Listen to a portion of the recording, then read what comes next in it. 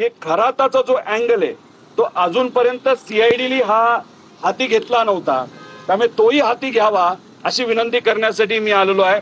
आता याच्यामध्ये एक फोटो तुम्हाला दाखवतो. हा आहे अजितदादांचं काटेवाडीचं घर. ही ती विहीर आहे, त्याच्याजवळ एक कोणाची तरी शेती आहे.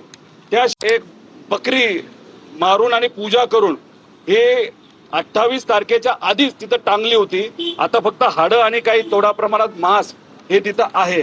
आम्हाला जी माहिती कळालेली आहे आणि त्याबद्दलचं आम्ही नमूद केलेलं आहे, बारामतीचा एक छोटा कुठला तरी नेता आहे जो खराताच्या सातत्याने संपर्कात होता आणि अजितदादांच्या जे काय ते प्रमुख जे नेते आहेत जे खराताच्या संपर्कात होते त्या लोकांबरोबर काही आर्थिक संबंध या छोट्या नेत्याचे आहेत.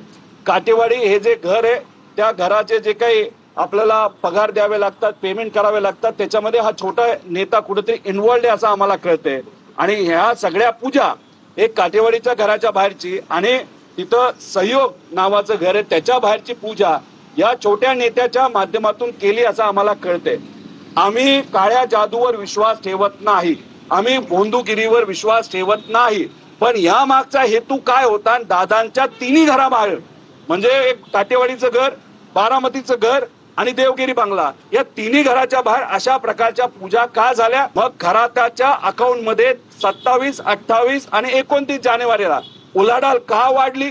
आणि मग त्याच्याच बरोबर एक कुणीतरी व्यक्ती शेतकरी जेव्हा खराताला 27 का 26 जानेवारीला भेटला होता तेव्हा पवार परिवाराच्या प्रेमापोटी त्या शेतकऱ्याला पवार परिवाराबद्दल सगळं नीट होईल का असं विचारल्यानंतर खराताली त्या एका साध्या शेतकऱ्याला, ते सुद्धा द्राक्षाच्या शेतकऱ्याला असं सांगितलं असं आम्हाला कळालंय की पुढच्या काही दिवसामध्ये पवार परिवारावर फार मोठा आघात नाही तर अडचण होऊ शकते.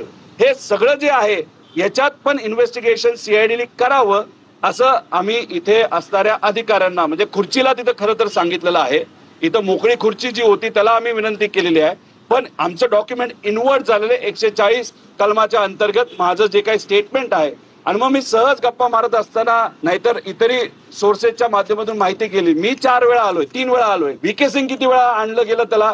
एकदा. रोहित सिंग किती वेळा आला? एकदा सुद्धा आला नाही. मग सीआयडी खरंच काय करते याचा खऱ्या अर्थाने अभ्यास करण्याची त्या ठिकाणी जरूरत आहे असं मला तरी वाटतं.